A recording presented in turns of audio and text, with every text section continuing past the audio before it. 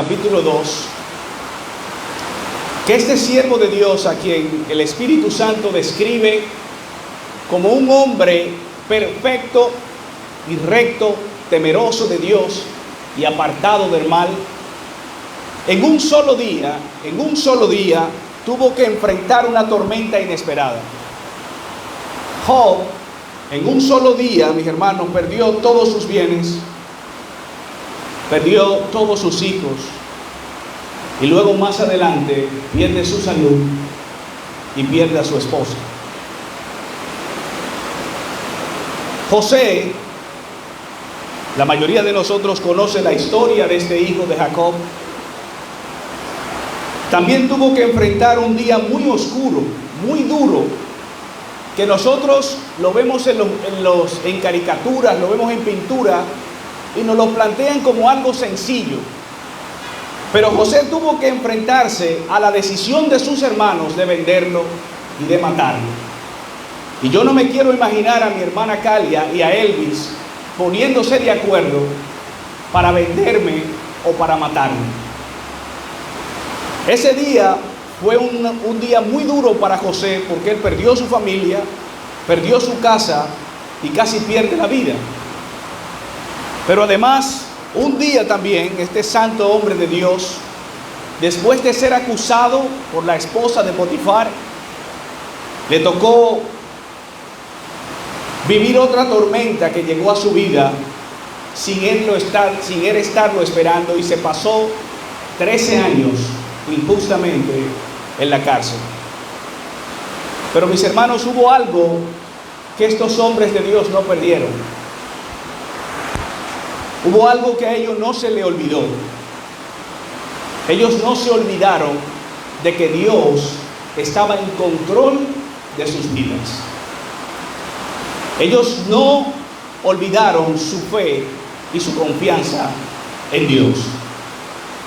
Y de igual forma, mis hermanos, a nuestras vidas pueden llegar situaciones que causan mucho dolor y mucho temor, y probablemente todos los que estamos aquí en algún momento no hemos tenido que enfrentar a algo que nos causa tanto sufrimiento y que llega de un momento a otro sin estarlo esperando. Son situaciones, mis hermanos, que no nos imaginamos jamás haber estado enfrentando. Son dificultades que llegan a nuestras vidas para quitarnos la vida, para hundirnos, para ahogarnos en lo profundo del mar. Dificultades, mis hermanos, que nos impiden creer que nuestra barca va a cruzar hacia el otro lado.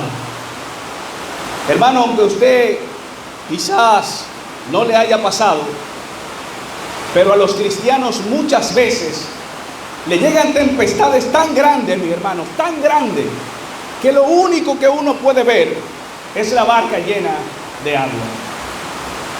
Cristianos experimentados que han leído la Escritura, que han escuchado mensajes tras mensajes, lo único que escuchamos es el viento rugir, solo vemos oscuridad, solo vemos peligro, y se nos olvida que Jesús está ahí, que Él nos saltó del barco, Él está ahí.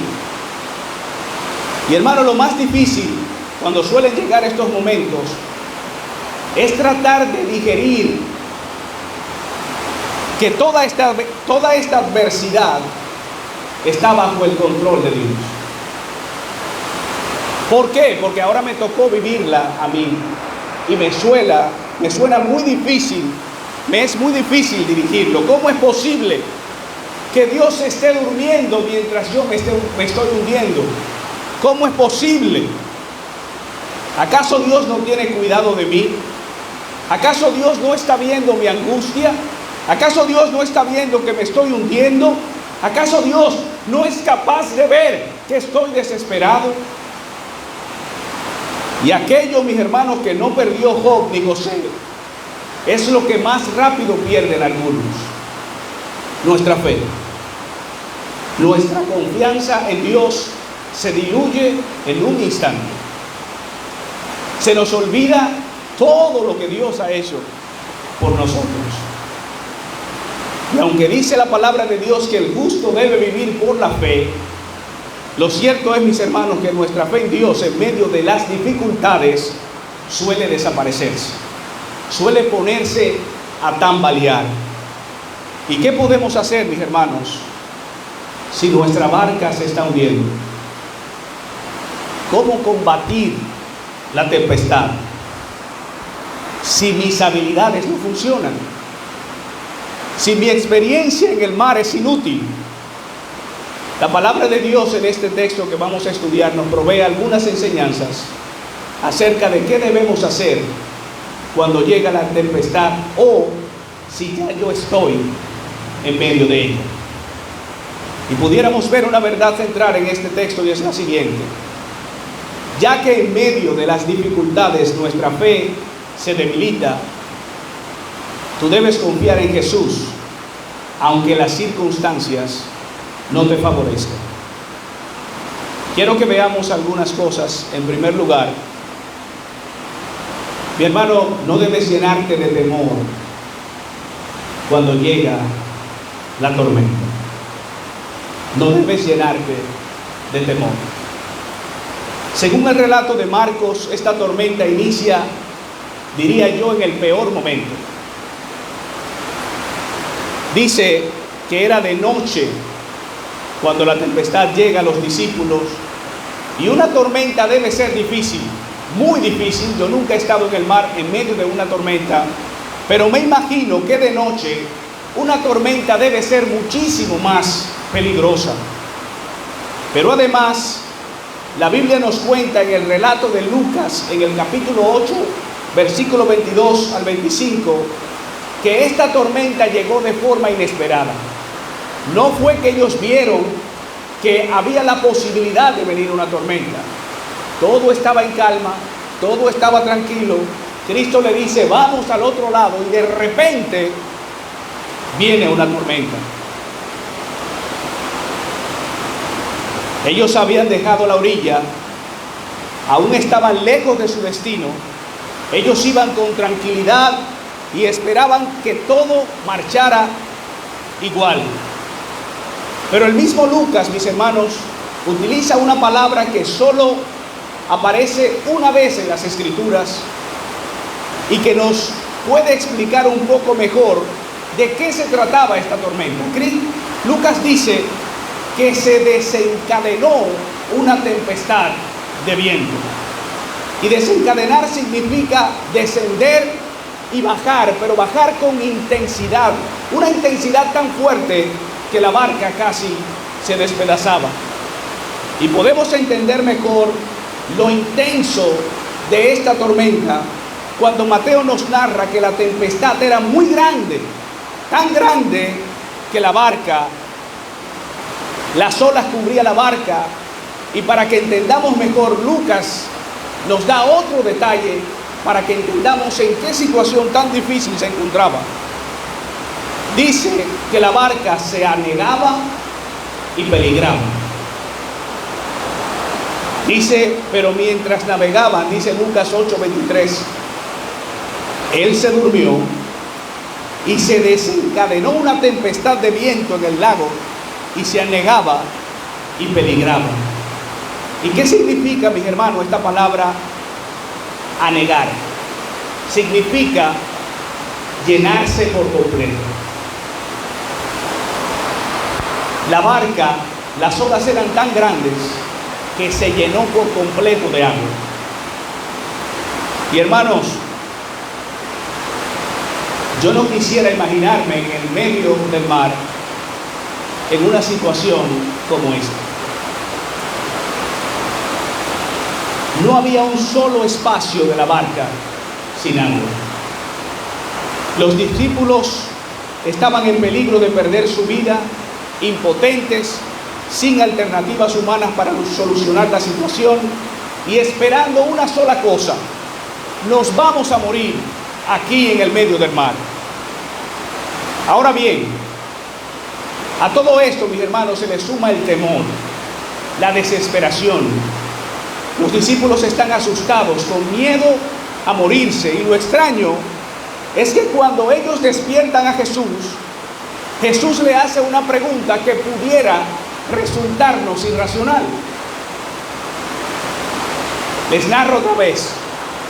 Salen muy tranquilos. Se desencadena una tormenta. La barca está llena de agua. Se están hundiendo. Y Cristo se despierta y les dice: ¿y por qué ustedes tienen miedo? ¿Por qué estáis así amedrentados? Mucha gente, cuando en mi casa se entró el ladrón a robar, me dijo: ¿y cómo que tú te quedaste acostado? Hoy, ¿por qué no fuiste tú a levantarme? Mucha gente me decía: si fuera yo, me levanto y hubiese hecho. Hermanos, hay un momento que te llega tanto miedo que tú quieres moverte y tus extremidades no se pueden mover. Marcos 44 dice: y les dijo: ¿por qué estáis así amedrentados? Y Mateo 26 dijo: ¿por qué teméis, hombres de poca fe? Y observe que el relato, los discípulos no dicen que tienen miedo.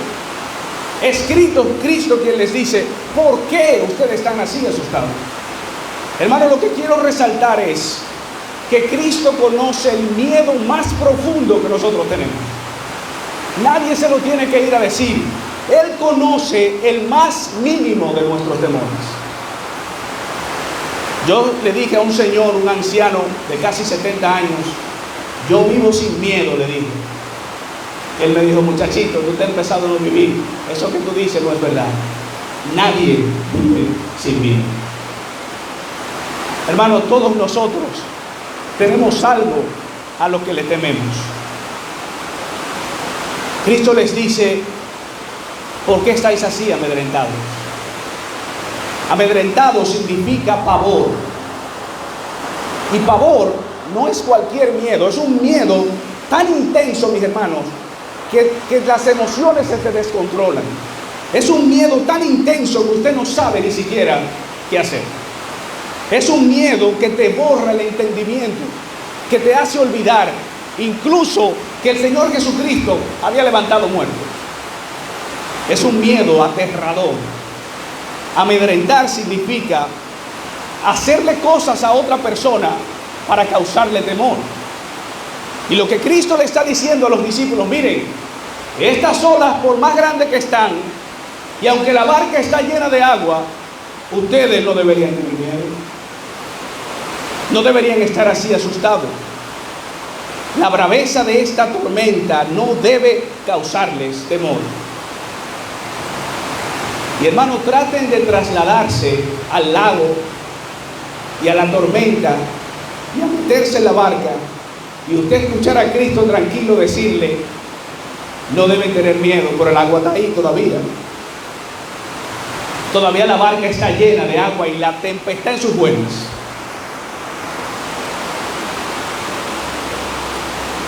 Esta pregunta de Cristo demanda una respuesta. ¿Por qué? ¿Cuál es la razón? ¿Qué es en verdad lo que le está causando temor? Y mis hermanos, me imagino a los discípulos: ¿cómo no vamos a tener miedo si esta tempestad es más grande que nuestras fuerzas? Con la barca llena de agua, a punto de morir, sin la posibilidad de hacer nada, ¿cómo no vamos a temer? Y esa pregunta de por qué estamos así. Y hermano, ¿qué es lo que nos quiere enseñar el Señor Jesucristo cuando le pregunta a los apóstoles: ¿por qué teméis? ¿Cuál es la implicación? Yo creo que el Señor le quería enseñar a sus discípulos que a pesar de la braveza del mar y del viento, ellos no debían temer. No había razón para estar asustados. Había que estar tranquilos, principalmente por dos razones. Y la número uno es que Jesús estaba en la barca. Y la número dos, Él dijo: pasemos al otro lado. Y es muy interesante, mis hermanos, que la Biblia no dice cuánto tiempo duró esta tormenta. No sabemos si duró un momento, si duró algunas horas. Pudo durar un minuto, pero pudo durar mucho tiempo. ¿Y cómo puede una barca, mis hermanos, piénselo, mantenerse flotando en el medio del mar, lleno de agua, frente a la ira de las olas y del viento? No fue porque los discípulos eran pescadores experimentados. Mis hermanos, la única razón por la que esa barca no se hundió, ¿usted sabe por qué fue? Porque Jesús estaba ahí con ellos. Y si Cristo está en la barca, mis hermanos, no había razón para temer. Porque aunque la barca se hundiera, si la barca se hundía con todos los discípulos, Cristo tiene el poder para hacerles respirar debajo del agua. Mis hermanos, muchos de nosotros hemos estado en el mar no de forma literal, pero sí hemos estado enfrentando en muchas ocasiones tempestades. Hemos estado enfrentando tormentas grandes en nuestras vidas, muy grandes. Y cometemos un error muy grave. Creemos que vamos a poder sacarle el agua a la barca y que no necesitamos ir a llamar a Jesús. Hemos enfrentado situaciones tan fuertes que pensamos que nuestras vidas se van a hundir. Hemos pecado de manera tan grosera contra Dios, mis hermanos, que lo que pensamos es que al día siguiente no vamos a despertar con vida. Hay luchas tan intensas, mis hermanos, tan intensas, que no pensamos salir airosos, y la barca de nuestras almas se llena de desaliento, se llena de amargura a veces, y creemos, mis hermanos, como hicieron los apóstoles, que le dijeron a Jesús: ¿no tienes cuidado que perecemos? Les reclaman a Jesús: ¿acaso no te importa que nosotros perdamos la vida? Hermano, quiero dejarte algo muy claro. A nadie usted le importa más que a Jesús. A ninguno de sus familiares usted le importa más que a Jesús. Ahora quiero hacerte una pregunta y espero que tú la contestes con honestidad. ¿Estás enfrentándote a alguna tormenta? ¿Sientes de momento como que te vas a hundir, que no vas a poder cruzar al otro lado? ¿No le cabe más agua a tu barca? ¿Tienes miedo? Hazle esta pregunta a tu corazón y exígele que te responda honestamente. ¿Está Jesús en tu barca? ¿Es usted un verdadero cristiano, un verdadero hijo de Dios que ha sido sellado con su espíritu?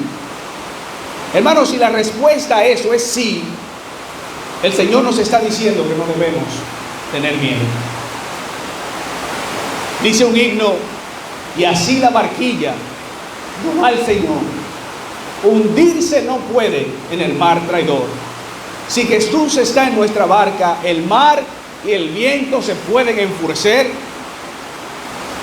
nuestra barca se puede llenar de agua, pero no nos vamos a hundir. No nos podemos hundir. Todavía usted quiere que la barca se hunda y no se puede hundir. Hermano, nosotros a veces todo lo que hacemos para solucionar algunas cosas, ¿usted sabe qué es? Complicar más el asunto. Todo lo que hacemos para resolver el problema es echarle agua y hacerle fuerza hacia abajo para hundirnos. Y el Señor tiene misericordia de nosotros. Otra cosa, Cristo había dicho: pasemos al otro lado. Pasemos al otro lado. Hermanos, yo creo que los apóstoles se podrían haber quedado durmiendo, los discípulos, y la barca, ¿usted sabe a dónde iba a llegar? Al otro lado. Iba a llegar porque quien dijo pasemos al otro lado fue el Señor Jesucristo. Hay una cosa más que podemos aprender. En segundo lugar, además de no tener temor, no debemos olvidar que Jesús tiene el control de las tormentas.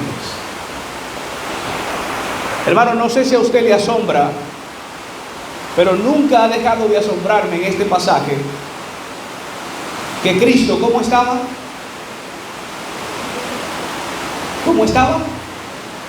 Durmiendo. ¿Quiénes recuerdan el ciclón George? Los más viejitos. Hermano, yo era un niño, yo no me dormí.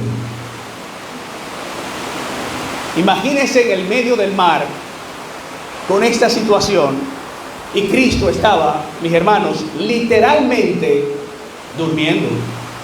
Hay mucha gente que dice que no, pero Cristo, aunque era Dios, era 100% hombre.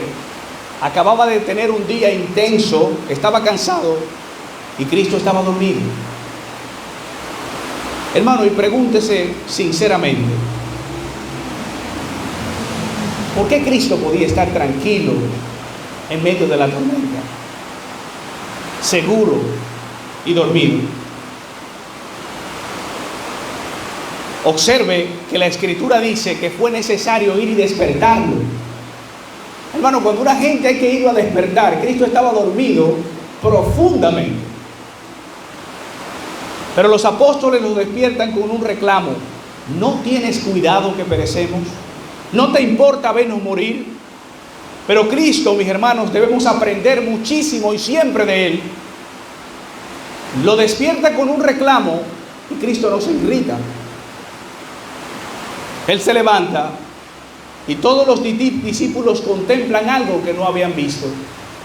Ellos habían visto a Jesús ejercer autoridad sobre los demonios, sobre las enfermedades, pero no sabían que Cristo también tenía el poder sobre la naturaleza. Mis hermanos, nosotros hemos visto a Dios resolviéndonos muchas cosas, haciendo muchas cosas por nosotros, pero hay algunas cosas que nosotros creemos que Él no las va a poder resolver. Los apóstoles entendían hasta ese punto que Cristo era capaz de sanar a los enfermos, que Cristo era capaz de sacar demonios de las personas, pero no estaban ahí en ese punto, no entendían que Él era capaz también de controlar la tormenta. Y el texto nos dice que Cristo solo se levantó y reprendió al viento, y oiga que le dice al viento, mis hermanos. Le dijo: cállate. Y la traducción correcta es: cálmate. Le dijo al viento. Sosiégate. Es otra definición. Le dijo: relájate. ¿Qué te pasa? Mis hermanos, el Señor es maravilloso. Cristo no le habló dos veces al viento. Le dijo una sola vez: cálmate. Y al mar le dijo: cállate. Mi hermano, dice en la Biblia que esta gente, entonces lo que le dio temor ya no fue la tormenta. ¿Usted sabe qué fue lo que le dio temor? ¿Quién es este hombre que aún el viento y el mar le obedecen? Y hermano, nosotros no queremos obedecer a Dios. Y al mar, Cristo le dice que se quede tranquilo y se está tranquilo. Y al viento le dice que se calle y se calla. Y a nosotros nos dice de todo y no le hacemos caso. ¿Quién es este? Hermano, dice el texto que Cristo reprendió al viento. Y reprender quiere decir imponerse sobre. El poder de Cristo se impuso sobre el poder de la tempestad. Le prohibió seguir como él estaba. Le dijo: ya no vas a seguir más así. Tienes que estar tranquilo. El poder de Cristo se impuso sobre la naturaleza, y el poder de Cristo se puede imponer sobre todo, mis hermanos. Ahora bien, los discípulos, a pesar de andar con Cristo, y verlo hacer otros milagros, mis hermanos, no lo conocían. Y eso nos pasa a nosotros. Observe que ellos preguntan: ¿y quién es este? Andando con él, no lo conocían. Y algo que debemos grabar en nuestros corazones es que la tempestad solo va a durar el tiempo que Dios permite. Cuando Dios diga se acabó, se acabó. La tempestad no puede ir más allá de la voluntad de Dios, porque está bajo el control de Dios. ¿Usted recuerda a José? Le voy a pedir que veamos esta cita. Génesis, capítulo 45, versículo 8.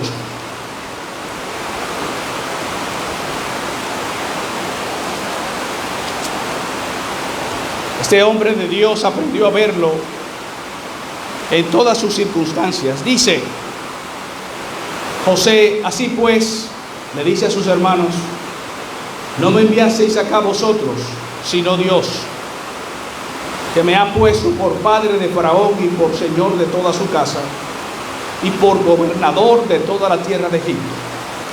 Y Génesis 50, versículo 18 al 20, dice el mismo José: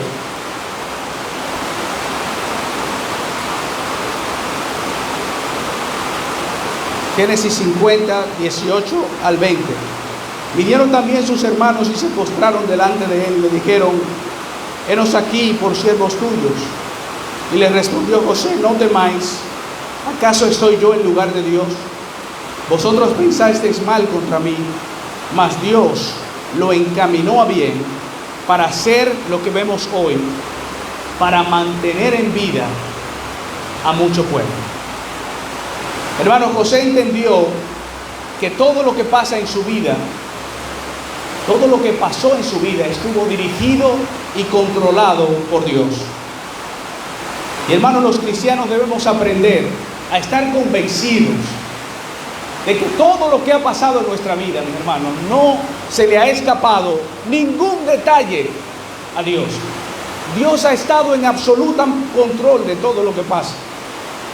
Y hay gente, mis hermanos, que tiene años y años caminando con Dios y aún no puede entender que Dios es soberano y que nada puede suceder sin el permiso de su voluntad, que es santa y perfecta. Pero lo que más nos pasa, mis hermanos, no es que nosotros desconocemos estas cosas que están aquí. La mayoría de nosotros lo sabemos, pero se nos olvida. Y cuando Dios comienza a permitir largos periodos de sufrimiento en nuestras vidas, solemos ignorar que Él está en control. Hermano, Dios no está en control solo cuando estamos bien. Cuando estamos sufriendo, Él sigue en control. ¿Y qué, mis hermanos, si el Señor quiere dejarnos sufrir? ¿Y qué si lo que el Señor quiere es dejar que perdamos la cabeza como Juan el Bautista? ¿Y qué si Dios no quiere dar la orden de que el sufrimiento desaparezca? Hermanos, si usted es un cristiano maduro, usted no debería estar preocupado por la tormenta. Deberíamos estar preocupados por qué Dios quiere enseñarnos cuando Él permite algunas tormentas en nuestras vidas. Las tormentas van a probar y van a pulir nuestro carácter. Si estás atribulado, estás preocupado, si estás desesperado, hay algo que te quiero recordar, mi hermano. Dios tiene el control del más mínimo detalle de nuestras vidas. Y quiero animarte con algo más. Él no puede perder el control. Él no puede perderlo. Quiero concluir con esto. Algo que no quiero que olvides. La única persona que nos puede ayudar, mis hermanos, en las tormentas que vienen a nuestras vidas, es Jesús. Me pregunto, ¿por qué los discípulos con Jesús al lado, la primera opción que tuvieron no fue irlo a despertar? Hermanos, los discípulos estaban seguros de que como habían librado quizá otras tormentas, podían resolver con esa tormenta.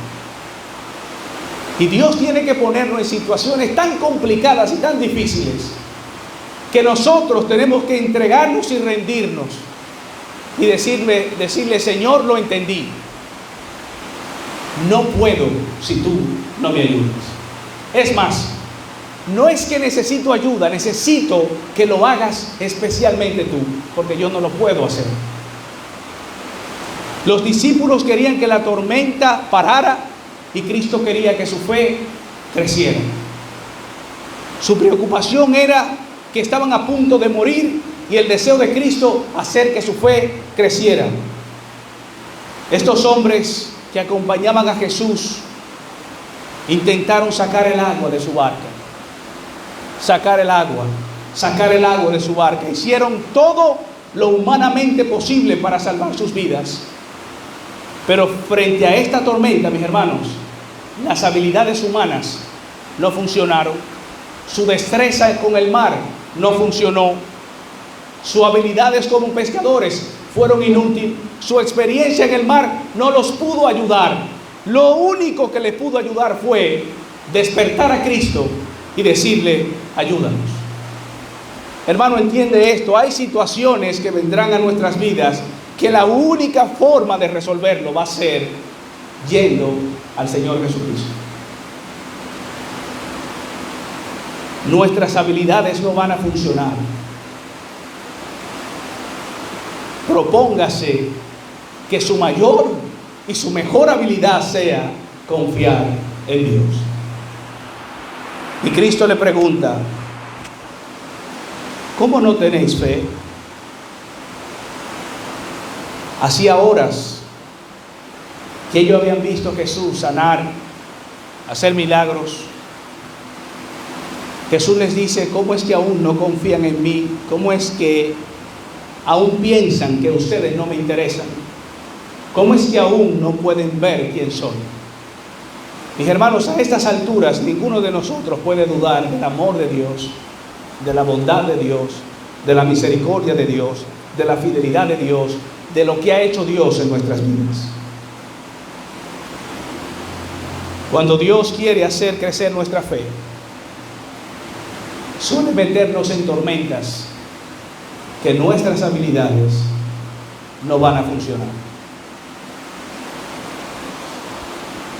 Recuerda, estás en una tormenta, no debes temer, porque Jesús está en la barca y porque Él dijo, pasemos al otro lado.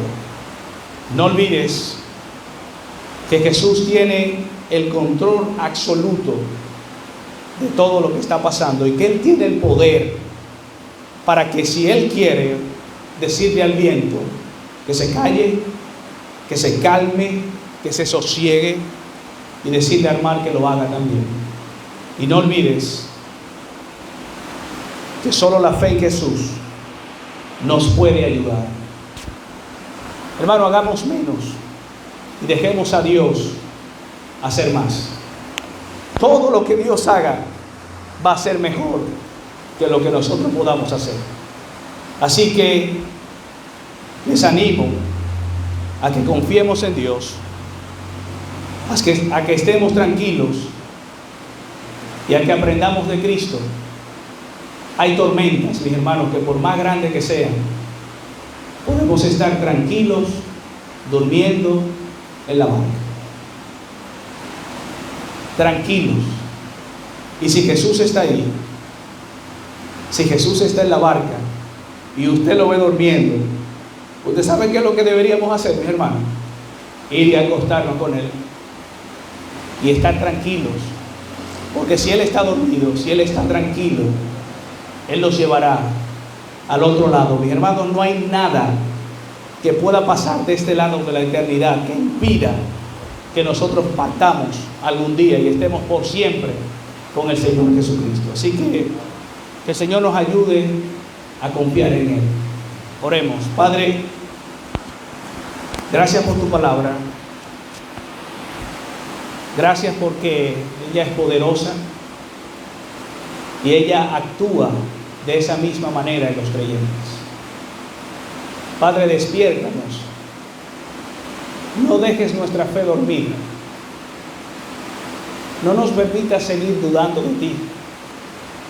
Que esta no sea una iglesia que solo confía en ti cuando las cosas están bien. Que mis hermanos y yo también no seamos creyentes, que solo creamos en ti, Padre, cuando el mar está sosegado y calmado. Que entendamos que si está así es porque tú lo has permitido, pero cuando está embravecido también, Padre, es porque también tú lo has permitido. Por favor, completa lo que en mi humanidad yo no puedo hacer. Obra en cada corazón, según tu voluntad y según tu propósito. Y haz de esta iglesia, Señor, una iglesia de fe. Una iglesia que confíe en ti, una iglesia que crea en ti. Y que crea, Padre, fielmente que todas las cosas que pasan y las que no pasan también, Señor, están bajo tu control. Bendice esta iglesia, Padre. Haznos una mejor iglesia. Una iglesia que pueda honrarte siempre y glorificarte. Muchas gracias por permitirme comunicar tu palabra. En el nombre de Jesús. Amén. Dios les bendiga, mis hermanos.